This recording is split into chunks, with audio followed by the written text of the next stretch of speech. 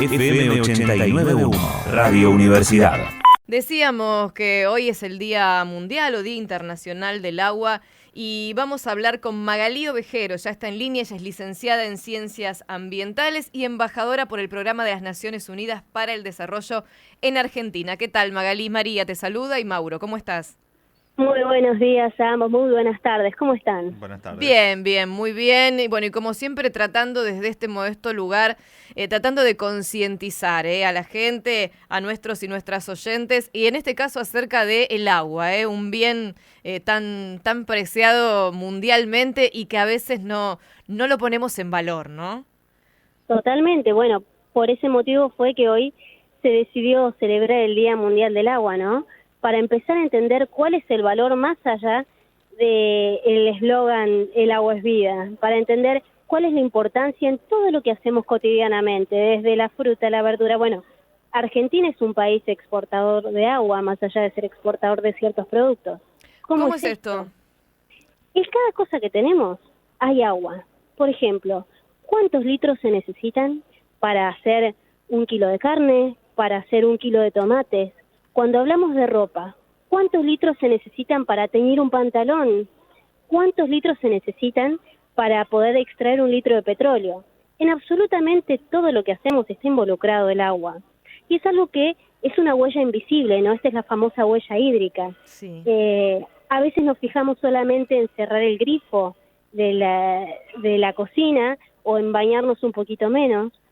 ¿Y qué es lo que pasa con lo que consumimos y lo que desperdiciamos? Y no nos damos cuenta que también tiene agua en su esencia. Totalmente, todas las producciones que conllevan agua, vos hablabas de la ropa, por ejemplo, ¿no? Que recuerdo que hace muy poquito se contaba la cantidad de ropa que se tira incluso, que ni siquiera se recicla porque ha quedado fuera de determinadas colecciones y demás, y ahí hubo un consumo, bueno, de trabajo humano, energético y bueno, y seguramente de agua también, ¿no? Claro, y además tenemos que pensar en los distintos tipos de agua, ¿no? Muchas veces escuchamos la huella hídrica, el agua verde, el agua azul, el agua gris. ¿Qué es esto? ¿No? Es el agua no solo que viene de río, sino el agua verde es el agua que se utilizan para las producciones y el agua gris es todo el agua que se descarta. ¿Y por qué uno hace 30 años le concebía o le parecía un horror tener que pagar por 1 litro de agua y hoy simplemente compramos una botella en cualquier lugar y no nos quejamos? Hace años el agua era gratis. ¿Qué pasó? ¿Por qué tenemos tanta duda a tomar el agua del grifo? ¿Hasta dónde llegó la contaminación? Y cuando hablamos de contaminación, no solo pensamos en la contaminación de grandes empresas y a grandes escalas, sino en la contaminación en el día a día, cuando tiramos el aceite de cocina o el aceite de los autos a la alcantarilla. Eso es algo que no se degrada. ¿Qué es lo que pasa cuando utilizamos, por ejemplo, los anticonceptivos o pastillas o medicamentos que van directo al agua que no se descomponen y eso altera el ecosistema, ¿no? Entonces hay un montón de cuestiones que nosotros tenemos que darnos cuenta que estamos impactando directamente en el recurso, ya sea en un cuerpo de agua prístino, que es lo primero que se nos ocurre, o todo lo que desechamos para las cloacas, en las alcantarillas, en todas las formas que tenemos de agua. Magalí, ¿qué tal? ¿Cómo estás? Buenas tardes, Mauro te saluda. ¿Qué tal, Mauro? Obviamente, bueno, lo que marcabas esto de que el agua en algún momento era gratis y cómo fue evolucionando hasta convertirse prácticamente hoy en un commodity. Ahora, ¿se ha hecho en algún sentido? Entiendo que sí, en algunos países del mundo se han hecho algunas acciones con respecto al cuidado del agua, pero hay acciones justamente serias o tienen más el sentido de mostrarse del lado ambientalista, Marketing verde. Marketing, ¿no? ¿Se entiende lo que digo? Sí. Bueno, hoy, por ejemplo, se va a hacer una marcha nacional en muchísimos puntos del país, hoy a las 5 de la tarde en todo el país, para pedir por el agua. El problema es que el agua, al intervenir en un montón de procesos, está sujeta a lobbies de distintos sectores. Entonces, decir cuidemos el agua no solamente significa ponerle un precio a lo que consumimos, significa tocar los intereses de muchos sectores. Yo siempre digo que la crisis ambiental antes de una crisis ecológica, es una crisis económica. Y es algo muy picante lo que digo. No significa que interese menos lo ecológico, al contrario, significa que es muy difícil tratar de solucionar algo sin pensar en el impacto económico y social que va a tener, ¿no? Sí, está claro bueno, que hay que ir suplantando, ¿no? Todavía no se ha encontrado el suplente del agua, ¿no? Digo, como para... totalmente. Es que no hay suplente. No hay suplente. Ese es el motivo por el cual el agua ahora está cotizando en bolsa. No hay suplente. Podremos tener una cantidad limitada de petróleo. En teoría, el agua, cuando yo era chica me enseñaban que era un recurso renovable. ¿Y hasta qué punto es renovable? ¿Es renovable? ¿Qué es lo que pasa con los acuíferos? ¿Qué es lo que pasa cuando no tenemos una buena planificación urbana? El agua se convierte en un problema cuando lo vemos a grandes magnitudes, cuando tenemos inundaciones, cuando tenemos taludes, cuando realmente se convierte en un problema de salud y en un problema estructural que ya no podemos manejar. ¿Qué pasó antes? ¿No? Bueno, y allí hay un montón de intereses también, como vos decías, ¿no? Que terminan afectando a la ecología. Muchas veces cuando hablamos de grandes empresas que contaminan, de todo un sistema, ¿no? Que es el responsable principal de lo que nos sucede, lo que le sucede al planeta, parece como que también estamos delegando un poco las culpas, ¿no? Si bien la actividad individual a veces no hace la diferencia, pero es un granito de arena, ¿no? Y no tenemos que perder esa conciencia, porque es muy fácil. Si para qué, bueno, ¿para qué voy a andar reciclando esto si después hay una empresa que va y tira toneladas de basura al mar, ¿no? ¿Qué podemos hacer desde nuestros modestos espacios, desde nuestra vida cotidiana para contribuir al cuidado del agua? Totalmente. Bueno, hay una discusión muy grande en la actualidad acerca de la importancia de las acciones individuales.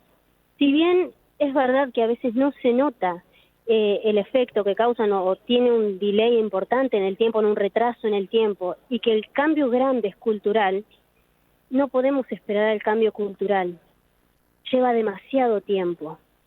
Pero es muy importante empezar a entender justamente el origen de las cosas, ¿no es cierto? Si yo, por ejemplo, utilizo un shampoo sólido, probablemente requiera menos agua que tener un shampoo líquido adentro de una botella, que compramos una botella y otra botella que al mismo tiempo se requiere agua y se requiere transporte y es muy voluminoso.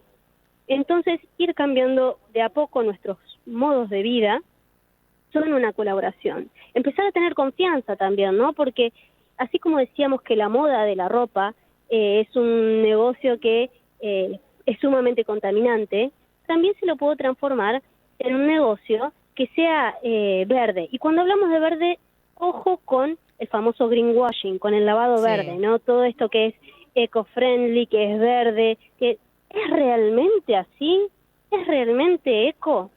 Entonces, hoy tenemos a mano todo. Tenemos a mano Google, tenemos a mano fuentes para averiguar, para preguntar, para consultar. Está bueno que empecemos a investigar qué es lo que tenemos alrededor. ¿Es tan así? Así que bueno, apostemos por lo individual, pero también apostemos por lo colectivo. Si vemos que alguien está tirando o vemos que el cuerpo de una laguna que tenemos cerca está raro, tiene cosas que no son normales, movilicémonos, vayamos a preguntar a la parte legislativa, a la parte ejecutiva, que son quienes deben velar, como tal dice la Constitución Nacional, deben velar por la calidad de nuestros bienes y servicios ecosistémicos. No tenemos respuesta, vamos a otro nivel. No tenemos respuesta, organicémonos y pidamos para que alguien nos dé una respuesta. Entonces, en este caso, las acciones colectivas son tan importantes como las individuales, porque si bien podemos tener muchas acciones colectivas y en casa no arreglamos las cosas, es un poco de la hipocresía cotidiana, así que tienen que estar las dos cosas en un balance equilibrado. Estaría bueno, Magalí, que nos cuentes un poquito más de estas cuestiones cotidianas y de los cuidados individuales, como decía María, como mencionaste, por ejemplo, el shampoo.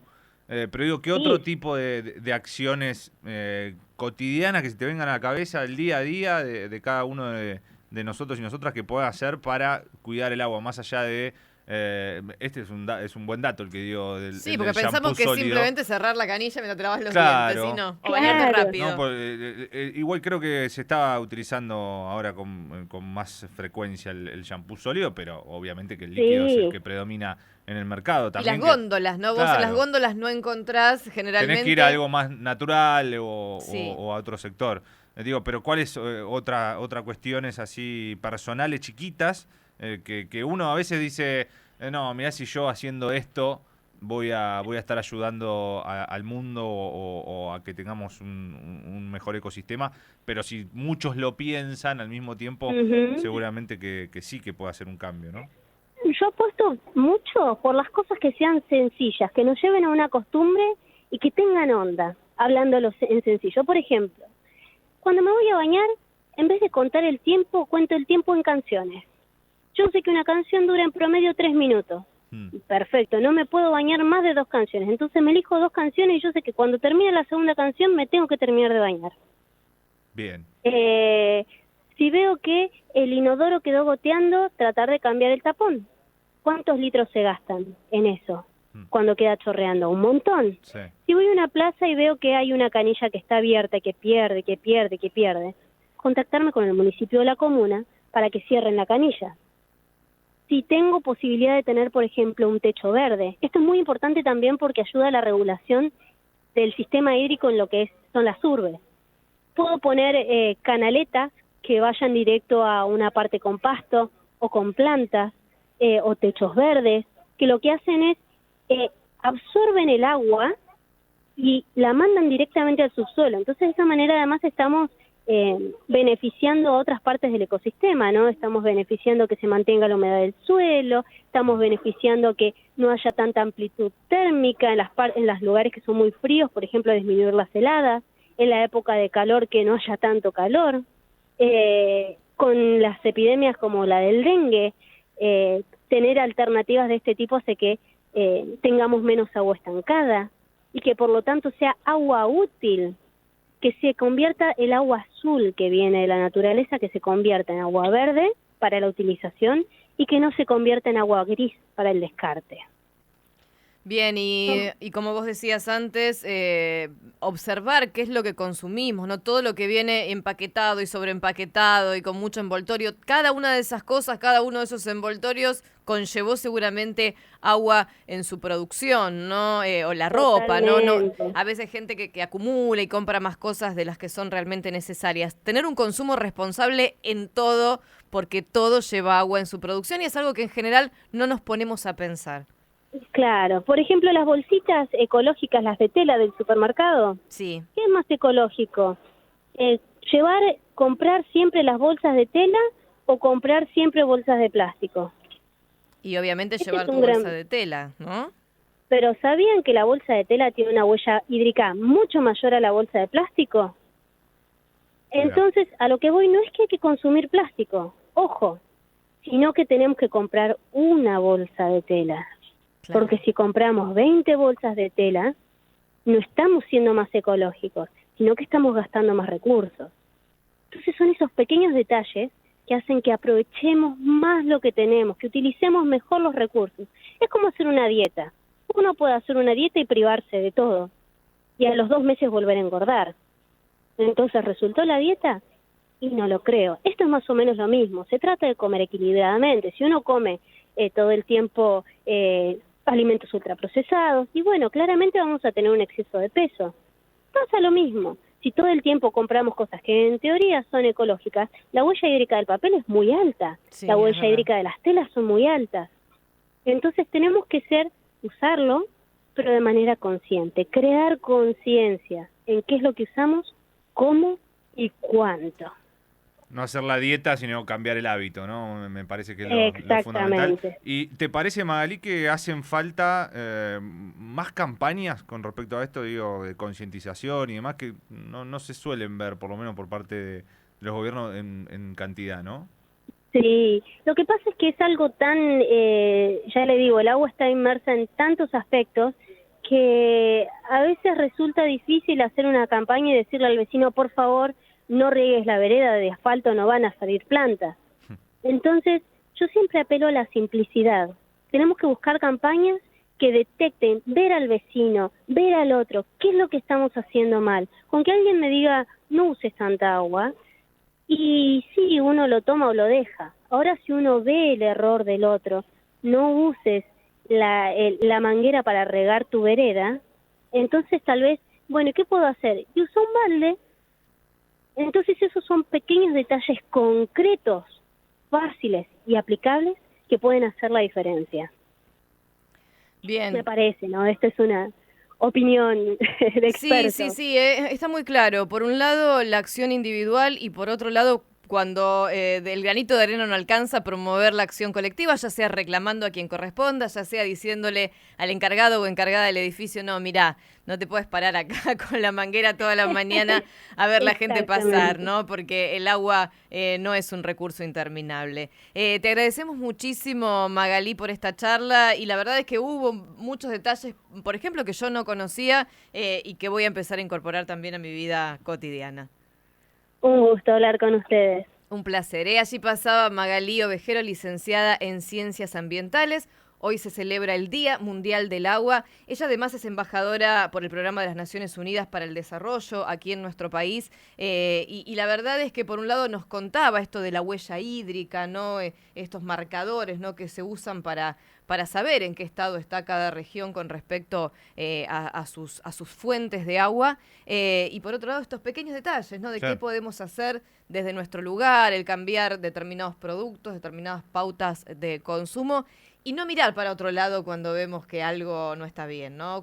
Yo sé que es agotador, a veces decís, bueno, ya me quejé una vez, ya me quejé 2 veces. Bueno, llamar acá a la radio, en todo caso, ¿no? Para que podamos difundir y saber si hay más gente que se puede sumar a alguna movida, ya sea que tenga que ver con el agua o con alguna otra cosa, ¿no? Saber que también los medios de comunicación estamos también para la difusión y la concientización en estos temas. Tenemos que hacer una pausa, Mauro, ¿te parece? Muy bien, los invitamos en el 15-388-5891. Ya tenemos algunos mensajes que van llegando, enseguida los repasamos, así que estamos hasta las 5 de la tarde.